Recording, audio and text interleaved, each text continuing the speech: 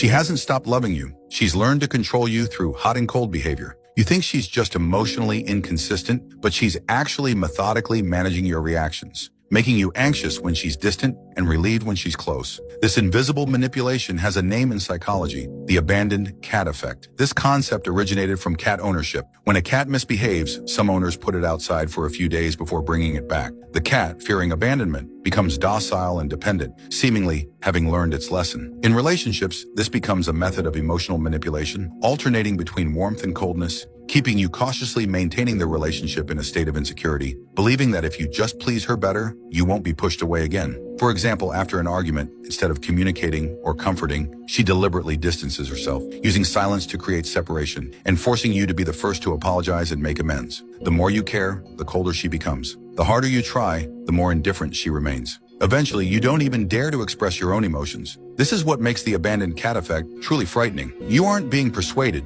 you're being tamed. Many people dismiss this as minor emotional behavior, but under this pattern long-term, you become increasingly insecure and self-doubting. What you're desperately maintaining is no longer the relationship, but simply the feeling of not being abandoned. Worse still, this cold treatment isn't a one-time occurrence, but repeats continuously. You try to communicate, she stays silent. You attempt to get closer, she pretends not to hear. You become emotional, and her simple, "you're too sensitive," leaves you speechless. You think she's just avoiding you, but she's actually controlling you through silence. The more anxious you become, the more certain she is that you won't leave. In the end, while the relationship continues, the person you were becomes completely drained. Many intimate relationships fail not because of one particularly severe argument, but because they began in an unequal emotional dynamic. A truly healthy relationship involves mutual nurturing, not pulling at each other. A good partner should have two qualities. First, they can communicate well even during emotional moments, not avoiding problems through silent treatment, but honestly expressing feelings while controlling emotions.